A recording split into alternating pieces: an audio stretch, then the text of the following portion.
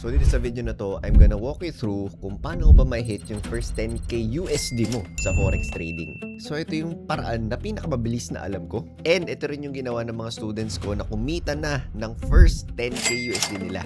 Ayan, sila Pia, sila Win, si CK, si Richelle, si Francis, si Chino, at marami pang iba. At nagawa nila yan in a span of an average of 6 months. So pag-usapan natin number 1, ano ba yung mga phases in yung journey para mapunta ka sa first 10k USD mo? And also pag-usapan natin ano ba yung kailangan mo i-install sa sarili mo, ano yung mga kailangan mong gawin para ma-reach ito. So, ready ka na ba?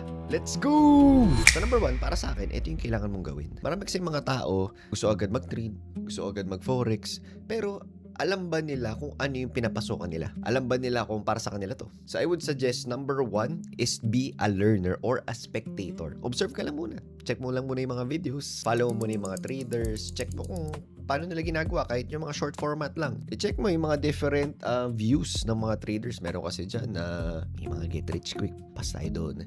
Meron naman kasi dyan yung may mga complicated strategies. Meron dyan yung mga nag-trade full time. Meron din naman nag-trade part time. And itong video na to, para to sa mga nag-trade part time. Yung wala masyadong oras, no? Yung busy sila sa work, ganyan, or busy sila sa business. So para sa inyo tong video na to. Kung gusto mo ng full time, talaga nakatutok buong araw sa charts, ay, hindi tayo yun. So again, be a learner muna, be a spectator. This is a fun and no pressure way to start, no? Yung matuto mo na, chill lang, check lang muna. Kaya lang, this is a dangerous place to stay. Huwag tayo mag-stay dito kasi magugulat tayo, baka 1 year na 2 years na spectator mode pa rin tayo. Huwag ganun, sayang ang oras nun. So punta tayo sa number 2, which is yung believer. Ayan, very important na naniniwala ka talaga at nakikita mo yung sarili mo na kaya mo talaga tong gawin. Kasi kung pumasok ka sa forex na inisip mo na, ay, tatry ko lang muna, walang commitment, do okay lang naman yun. Pero wala akong nakikita na nagstay doon sa ganung mindset and then nagiging successful sa forex. Mostly na nakikita ko, ito na talagang gusto nilang gawin at gagawin nila lahat para maging successful dito. Kumbaga, wala na talagang plan B. Ito na yun. Ito na yung magbibigay sa akin ng time and financial freedom. Yung iba, ito na talaga nagiging passion nila. So, lagi ko tinuturo sa mga student ko ay yung end state. Ayan.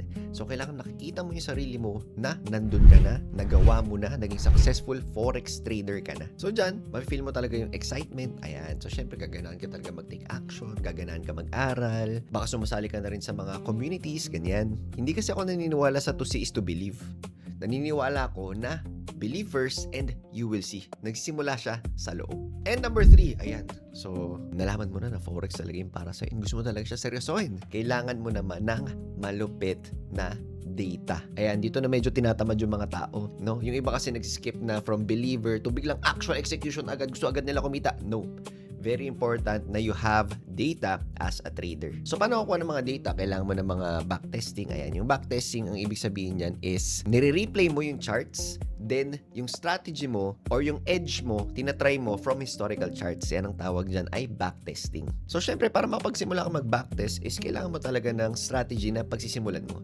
So, that's where I suggest yung MATE formula. So, hindi natin pag-usapan ng dive deep MATE formula dito. Explain ko lang na yung M, yan, market direction, kung saan papunta yung market, pataas or pababa. Yan, pag pataas, magbabay ka. Pag pababa, magsisell ka. And then, make sure natin na hindi ka naman agad magbabay or magsisell. Make sure natin na magpe-place ka ng trades sa area of alignment. Yan yung mga supports, resistance, mga ganyan. And yung timing, yun naman yung magsasabi na pag napunta ba sa area of alignment, game na agad, hindi pa. Kailangan muna ng confirmation. Okay, kailangan muna ng timing of entry. Yan yung letter T natin.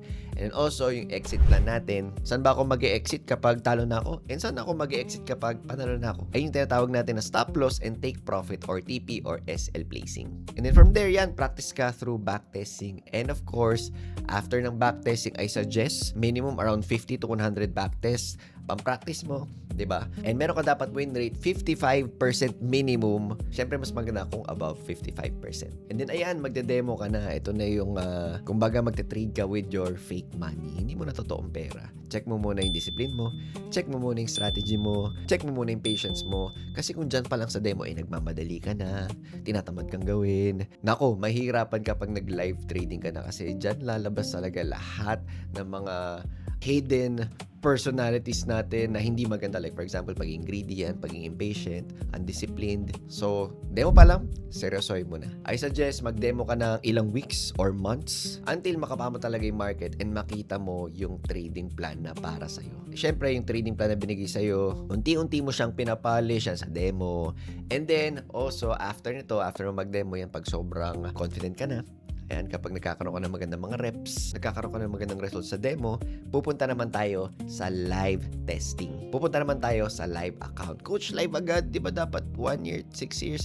Pwede naman ganong katagal, pero hindi kasi ako niniwala dun. Para sa akin, maganda mag-live ka kagad kapag okay ka na sa backtest and sa demo. Eh, hindi ko naman sinasabing magtaasan mo agad yung lot size mo, no? Or taasan mo agad yung risk mo.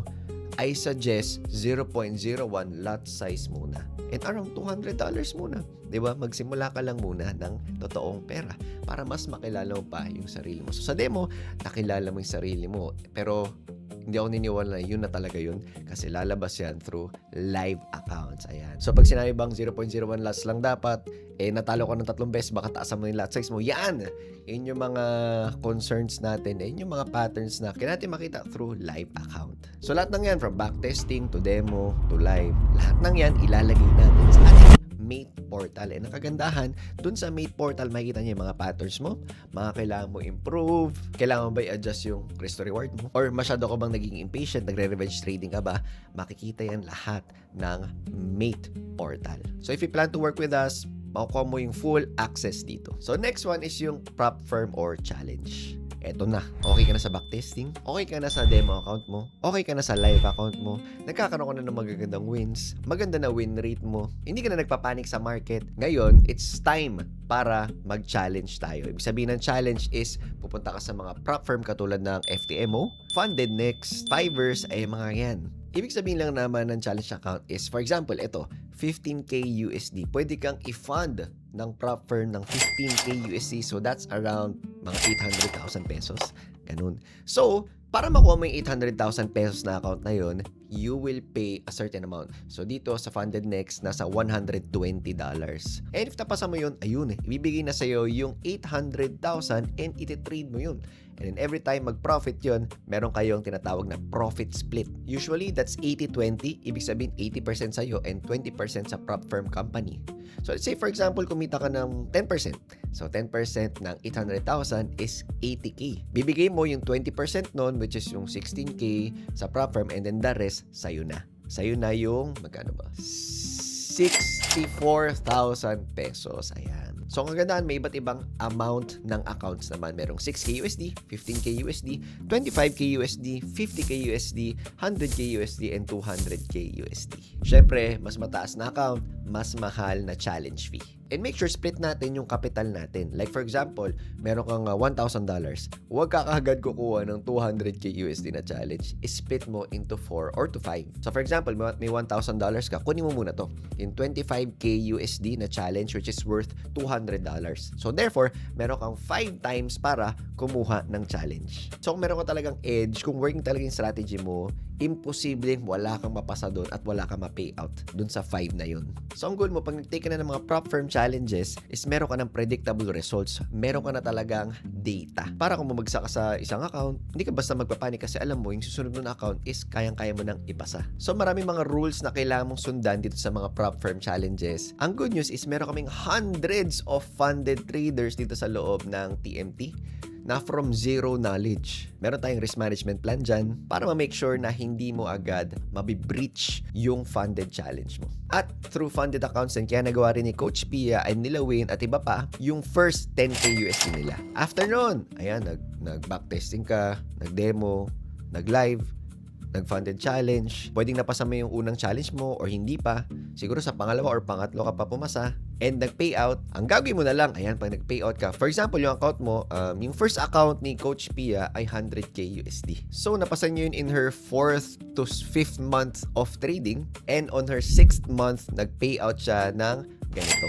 So, that is around 500,000 pesos. So, from zero na knowledge, in 6 months, kumita ng 500,000, ay, pwede na. So, anong gagawin mo? After mo kumita ng ganon, iikot mo lang. For example, syempre, pwedeng itabi mo yung 5K, lagay mo sa live account mo, and then yung another 5K, pambili mo ng mga challenges. And na yung tinatawag natin na payout loop. And yan din yung reason kaya kumita si Wind ng more than 50K USD. Grabe no, sobrang inspiring. Congratulations sa mga na-achieve nito. Pero syempre, ano naman sa mga traders na hindi nakaka-achieve nun? Ito yung madalas na problems nila. Meron tayong tatlo. Number 1, sinabi ko na yan, yung belief problem. Usually, sinasabi mo sa sarili mo na, baka masyado na akong matanda dito. Baka masyado akong bata. Hindi kasi ako techie. Mahirap ako makasunod. Usually, kapag meron kang identity or belief problem, sobrang hirap talaga gawin kahit na anong career. So, make sure yun talaga yung pinaka-unahin mo. Meron akong secret kung paano magagawa to. Sabi nga nila, di ba? What you focus on multiplies. So, if you focus on the negative things, like for example, nag-focus ka sa ang hirap naman itong trading. Ang hirap naman itong MetaTrader. Everything na makita mo, feeling mo mahirap na talaga. Pero kung ganito naisip mo, nag-focus ka sa mga wins. Like for example, grabe, buti nabuksan ko na yung MetaTrader 5. Buti na download ko na. Buti nakita ko na yung tradingview.com. So, unti-unti, small little wins will compound. And also, yung mga small little positives, magko-compound din siya sa brain. Same lang din sa mga negatives. Yung mga small negative things, magko-compound siya sa utak mo. And kung ano yung nag-compound sa utak mo, yun yung lalabas sa paligid mo.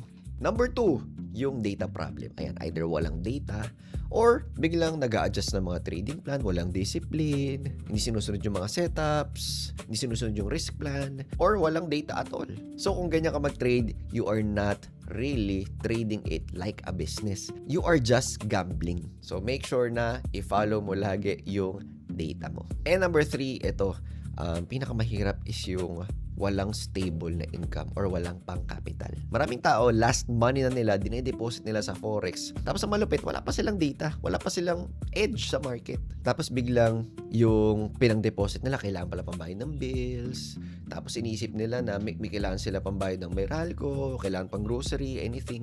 Kapag sobrang pressured ka kasi wala kang pang-capital or hindi enough yung capital mo or kailangan mo yung capital mo, mahihirapan ka mag-trade. Kailangan mo ng malupit na peace of mind dito. Kaya talagang inuuna namin kung paano yung pinakamalupit na mindset. Mahirap mag-trade nang meron kang bad pressure. Meron kasing healthy pressure, merong bad pressure. Huwag tayo mag-trade kapag nandun tayo sa bad pressure. So, ayun yung path natin. Una, maging learner ka muna, spectator. Pangalawa, syempre, you have to believe. You have to be a believer. Number 2, data. Kailangan mo ng data.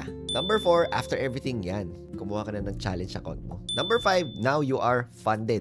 Make sure maalagaan mo lahat ng funded account mo. And ang goal natin is umangat dyan until 6, 7 figures USD. And number 6, ayan na, yung first 10K USD mo. Gagawin mo lang, pag na-receive mo na yung first 10K USD mo, tabi mo iba, lagay mo sa live account. And yung iba, ibili mo ulit ng prop firm challenges. If nagustuhan mo tong video na to at gusto mo tong gawin kasama kami, with me and my team sa The 30-Minute Trader, meron dyan link sa baba.